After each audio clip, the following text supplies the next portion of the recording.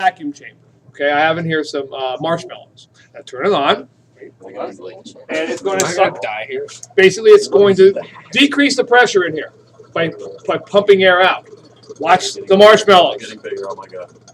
Oh my god. Oh, they're going to explode. Oh. Oh, Can I eat them afterwards? Oh my god, explode.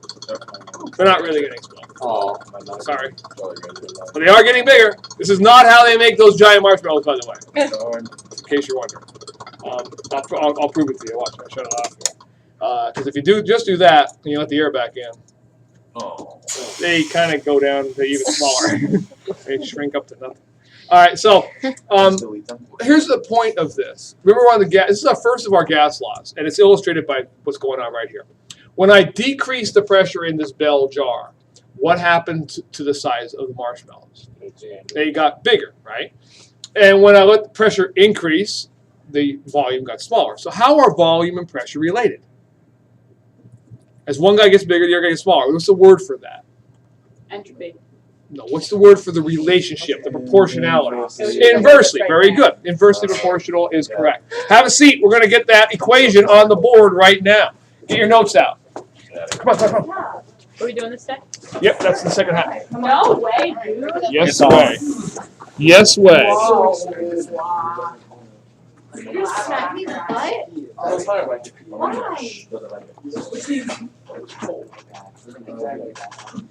All right. Where's Karen? Where's Bo? Well, that's good. That's not very nice. All right. Everybody good?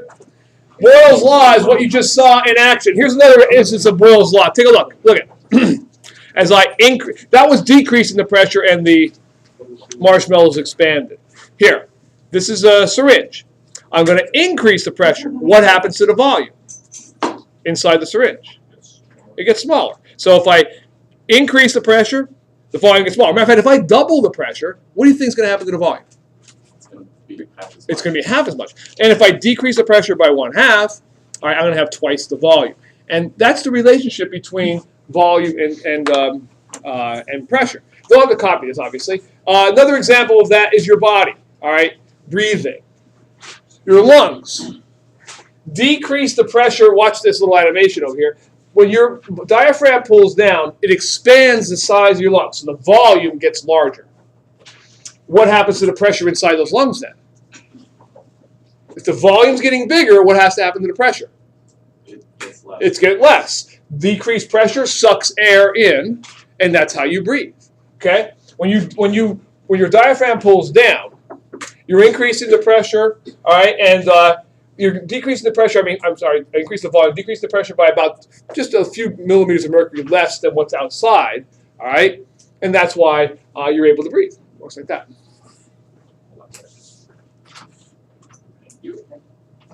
All right, so this is all these are all illustrations of Boyles Law, and you can see what happens. You're going to see a better, a first-hand illustration, not better, back there in the second half of the period today.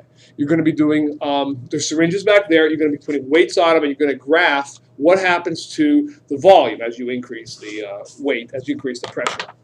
All right, but today in the class, what I got to do is teach you how to do the actual calculations with this, okay? Boyles Law, A. It's the first of our gas laws. We're going to get a bunch of gas laws in this chapter, none of which are going to involve chemistry, really. They're all physical properties we're going to be talking about, how they change. We will have a whole chapter on gases' chemical properties coming up. But right now, it's just going to be how the volume and the pressure and the temperature are related to each other. And Boyles' law is talking about volume and pressure. It says that volume and pressure are inversely proportional. They're inversely related. As one guy goes up, the other guy goes down.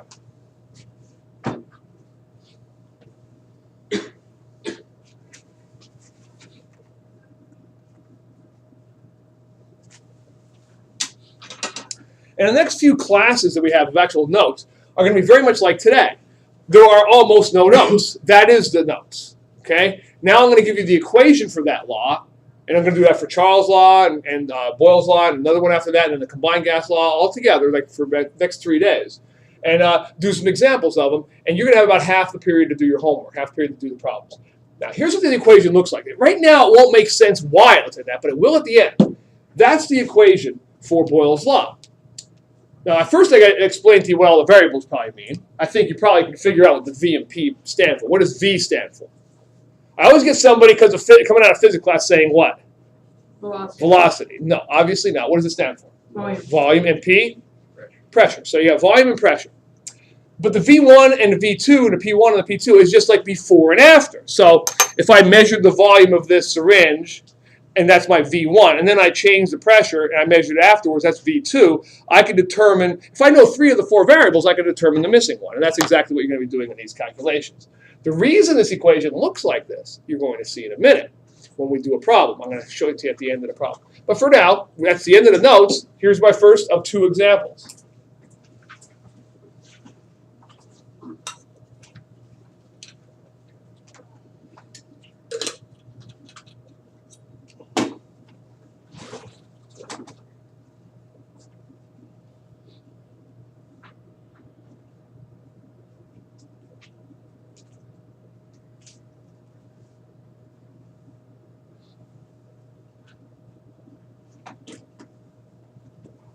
All right, that's my first of 2 examples.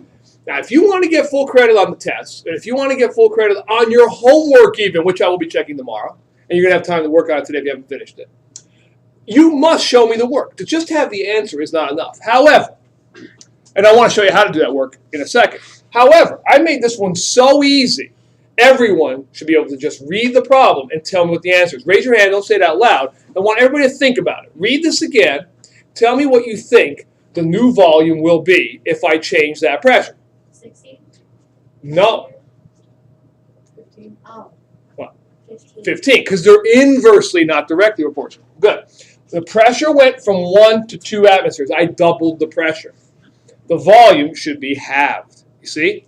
Okay. Now, that's nice. But if you just write down 15, you're getting 1 point out of this problem that was worth maybe 6 or 7 or 8 points on the test. Because I need to see this as work. Same way, last time we had problems like these were the density problems, D equals M over V. And what did I have you do back then? I had you write down all the given information to the side. And I'm going to have you do it again. V1, V2, P1, and P2. You pick that information out. Right now you're saying to yourself, but I don't need to do that for this problem. It's too easy. You're right. You don't need to do it for this problem. But I'm going to throw several curveballs at you just for these easy problems. And then I'm going to add other variables, like temperature, all right, to the problem. So the equation is going to eventually have more variables with more changes in them. For example, I may have metric changes. I may have pressure changes, like different units for them, okay, or even different units for the temperature or the volume. And you have to have it in Kelvin, not in Celsius. And all that stuff is going to complicate this very easy problem. All right, the other reason we do this, by the way, is so when we are reading these, we pick out the information correctly. Read that. What's my initial volume? What's V1 in this problem? 30 milliliters. Okay, because it says what volume will 30 milliliters occupy in the future? V2 must be what? Question mark. Yes, it's the unknown. Okay. P1, what's my initial pressure? 1. 1.0 atmospheres. And my P2, what is it changing to? 2.0. 2.0 atmospheres. All right, good. So there's your first step. Remember, there are 3 steps to doing any of these problems. Write down the given information, write down the equation, and by the way, make changes in that given information too, if there are any. Do I need any changes here? No, all the units are okay. Write down the equation. This is the equation, V2, P2 equals V1, P1. And rearrange it, finally rearrange it, and solve for the missing variable. How do I rearrange this guy? What am I going to do to both sides to get V2? When I rearrange, yeah, there's going to be a lot of algebra in this chapter. When I rearrange something, what do I have to do? I have to get the variable I'm looking for by himself in the numerator. So what do you suggest I do in this case? Everybody agree I'm going to divide by P2? I mean, it's pretty simple algebra. P2 divide by P2. P2 cancels here. I get V2 equals V1, P1 over P2. I'm going to plug my numbers into that. Okay. I pick them out from over here. My V1 is 30.0 milliliters. My P1 is 1.0 atmospheres. And my P2 is 2.0 atmospheres. When you do that, you'll find if you kept all the units, by the way, this one's not very hard, obviously, but if you kept all your units, the units should cancel correctly and leave you with the units you're looking for, and everything should be good. All right, so V2 equals 30 times 1 divided by 2 is 15, like we said, millimeters. And that's the correct number of significant figures because this guy had only 2 significant figures. He had 2, he had 3. The least number is 2, right? All right, I told you I want to look at this problem when I'm all done and say something about it. Take a look at this. In Chem 2, I'm not going to just give you a lot of equations. I'm going to ask you to give them to me. Equations, the reason V equals M over V isn't just because some scientist, why does it look like that? It has made it up. It looks like that for a reason. And this looks like this for a reason as well. Take a look at what you're doing here. Everybody watch this. This is kind of neat. Mathematically explains what's going on here. If you want to find when you change a volume, when you change a pressure, you want to find what new pressure is? Take the old pressure and multiply it by what you did to the pressures. P1 over P2. I doubled the pressures. 1 over 2. So what am I multiplying by? When you double the pressures, you're multiplying by a half. You see? You're taking 30 and multiplying them by 1/2. That's why it works. It couldn't be any other way. If this were V2 over P2 equals V1 over P1, guess what you'd have? A direct proportion, in which case if you doubled the pressure, you would end up doubling the volume. Okay? But that's why the equation looks like this. Equations don't just come out of nowhere. In science especially, they all make sense. The reason density is what it is how much mass you have per volume. All right, the equations mean something. When we get to Chem 2, like I said, I'm going to actually have you tell me what the equation for heat is and what the equations for a spontaneous reaction is, free energy. You're going to actually come up with how they're related together. Even if there's a plus or a minus between them or dividing and multiplying, you will be able to figure that out. All right? Okay, anyway, that's enough of that one. That was a nice, easy one. Let me show you some of the curveballs I could throw at you with the second example. I could throw other ones at you. Of course, as they get more complicated, I get more variables. But with these same variables, I can still make it more complicated. I can word it a little bit differently. I can ask for a different variable. I can make you have some kind of a unit conversion within it. And I can have my numbers not just be 1 and 2. And I did all of those things in this one. So,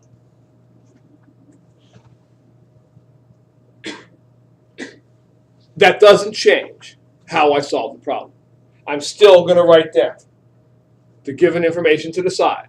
I'm still going to write down the equation. I'm still going to rearrange it. And I'm still going to plug in the numbers and solve it. Whoops.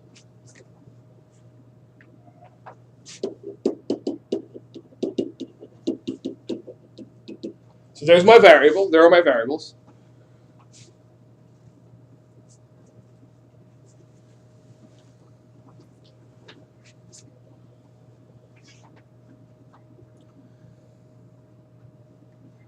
Now, I've got to read carefully this time. A lot of times, because V1 is the first thing written down, here, you just keep reading, and people will write the first thing they see, 1.2 atmospheres. Because 1.2 atmospheres, V1. And how do you know he's not V1? What's a dead giveaway that 1.2 atmospheres is not V1? Atmosphere. Yeah, the atmospheres are the units. It's kind of like saying, how tall are you? I'm 185 pounds. You didn't answer the question. The question's asking what the volume is. It can't be a pressure. So it must be this one, right? No. No. Again, you've got to read. You've got to read. The question says determine the original volume. That's the unknown. Okay? That's why I said I can word these a little bit more difficultly, and I can do other things to it. V2 must be the V2 must be 28.0 liters. Okay. P1, read. Which one's P1?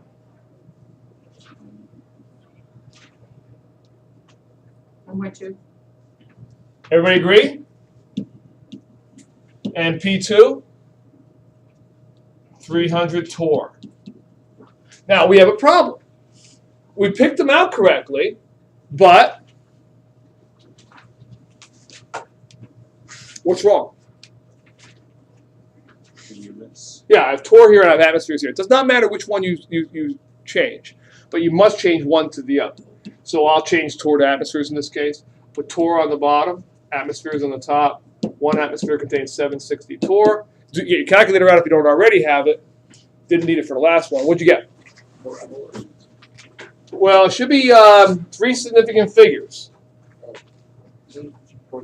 0.395. Now, somebody in the air class, and I can see some faces out here saying, shouldn't only be 2, because this guy has 2.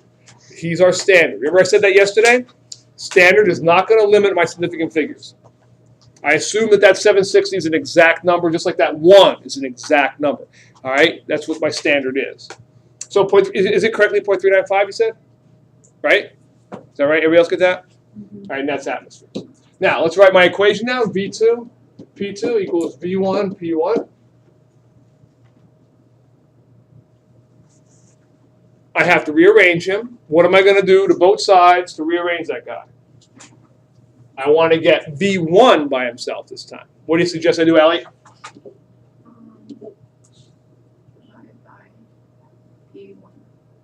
Divide by P1. Everybody agree? Because that will give me V1 by himself. So V1 would equal V2, P2 over P1, right? Look good? All right, let's plug my numbers in. My V2 is 28.0 liters. My P2 is 0.395 atmospheres. And my P1 is 1.2 atmospheres. Okay? Look good? Get your calculator out, multiply that guy out, see what we get for this answer. For V1.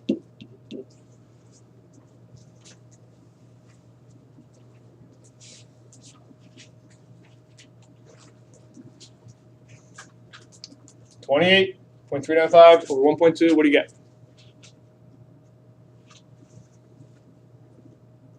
Anybody? Somebody? How much? 9.2. Everybody else get that? About 9.2? Significant figures are correct. There's only 2 there. Units are what? Well, atmospheres cancel. Leaves me with liters in this case. The question didn't care. It didn't ask me for anything specific. So you can leave it in liters. If the question had asked me for milliliters, you might have had to convert that to milliliters as well, which would have made it one extra step involved in that. All right, but that's about it. Now, the last thing you can do on these problems is you can check your answer if it makes sense. If I put this guy back up here, does it make sense? Let's see what happened. The pressure went from 1.2 to 0.395. It's like 1/3, right? About 1/3. What should happen to the volume? Should about triple, right? Does it? Yeah, it just about triples as this guy goes by. You see, it should make sense. You should be able to check your answers and see if they make sense. All right, now your homework is on the board.